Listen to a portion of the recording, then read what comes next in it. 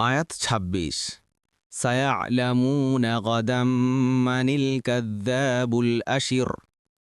অনুবাদ: আগামীকাল ওরা অবশ্যই জানবে কে মিথ্যাবাদী, দাম্ভিক।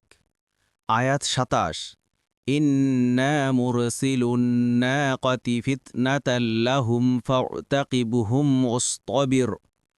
অনুবাদ: নিশ্চয়ই আমরা তাদের পরীক্ষার জন্য উষ্ট্রি পাঠিয়েছি, অতএব আপনি তাদের আচরণ লক্ষ্য করুন এবং ধৈর্যশীল হন।